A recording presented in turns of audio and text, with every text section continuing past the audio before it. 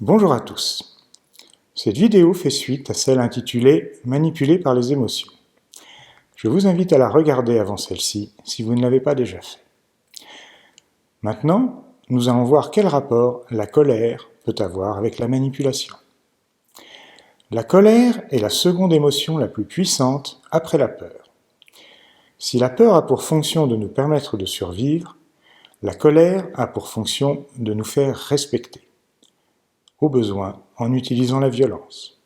C'est pour cela qu'enfant, on nous apprend à maîtriser notre colère, à ne pas faire de caprices, à ne pas être violent avec nos camarades.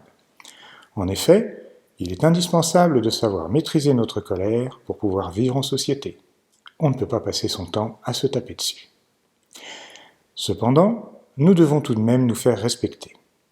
Nous ne pouvons pas être le paillasson sacrificiel du premier venu. Nous avons donc absolument besoin de garder cette capacité à nous mettre en colère quand c'est nécessaire. Sans colère, il est impossible de défendre ses intérêts propres. Trop de colère et la violence est au rendez-vous. À titre individuel, en tant qu'être civilisé et vivant en société, nous devons trouver notre propre équilibre dans l'expression de notre colère. Ni trop, ni trop peu.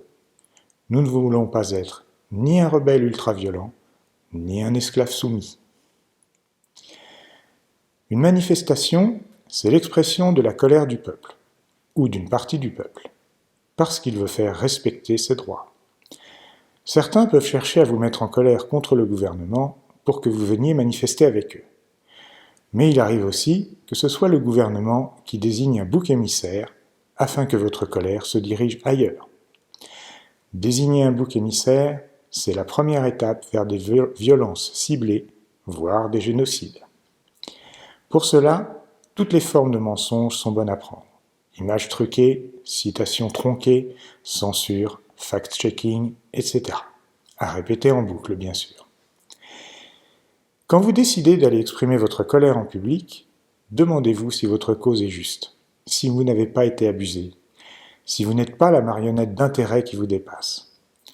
Beaucoup de participants à des pogroms, ratonnades ou épurations ethniques ont regretté leurs actes quand ils ont compris qu'ils avaient été manipulés.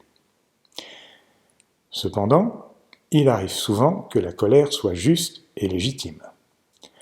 Le manipulateur qui en est l'objet pourra alors faire deux choses, soit la désactiver, soit la discréditer. La plupart du temps, on va commencer par désactiver la colère. En effet, c'est le plus facile. Être en colère, c'est fatigant. Ça demande beaucoup d'énergie psychique, et si la colère n'est pas entretenue, elle s'estompe d'elle-même avec le temps. Du coup, ne rien faire peut suffire. Après quelques manifestations, chacun rentre chez soi et rien n'a changé. C'est de la désactivation passive. Parfois, un mouvement de colère populaire peut grossir et s'enraciner. On va alors essayer de désactiver activement. Pour cela, il faut remplacer la colère par une autre émotion, la peur. En effet, émotionnellement, la peur est plus puissante que la colère. Il n'est pas possible d'être en colère quand on est mort de trouille. Vous ne me croyez pas ? Essayez pour voir. C'est là qu'on envoie les forces de l'ordre attaquer violemment des manifestants. Le but est de leur faire peur pour qu'ils ne reviennent pas, et aussi pour dissuader les indécis de les rejoindre. Si ça ne marche toujours pas, on peut discréditer la colère. Si la colère ne peut être réduite, alors augmentons-la afin qu'elle dégénère en violence. Pour cela, les forces de l'ordre provoquent les manifestants pour faire naître de la violence physique. Quand ça marche, les courageux manifestants deviennent des délinquants discrédités aux yeux de l'opinion publique. En dernier recours, on peut toujours essayer de désigner un bouc émissaire pour détourner la colère vers lui. En effet, de même qu'on ne peut pas éprouver en même temps de la peur et de la colère, on ne peut pas être en colère pour deux raisons différentes à la fois. Quand vous éprouvez de la colère, demandez-vous ce qui est en jeu. Qu'avez-vous à faire respecter ? Est-ce juste pour vous ? Est-ce que cette colère est bien la vôtre ou est-ce que quelqu'un l'a fait naître en vous pour servir ses propres intérêts ? Est-ce qu'on vous a menti ? Une fois établi que votre colère est juste, est-ce que quelqu'un cherche à la discréditer en vous faisant passer pour un dangereux irresponsable, extrémiste et violent ? Est-ce qu'on veut vous faire passer pour un bouc émissaire ? Ce sont les questions à vous poser quand vous éprouvez de la colère, l'envie de l'exprimer et que vous ne voulez pas être le jouet d'une manipulation.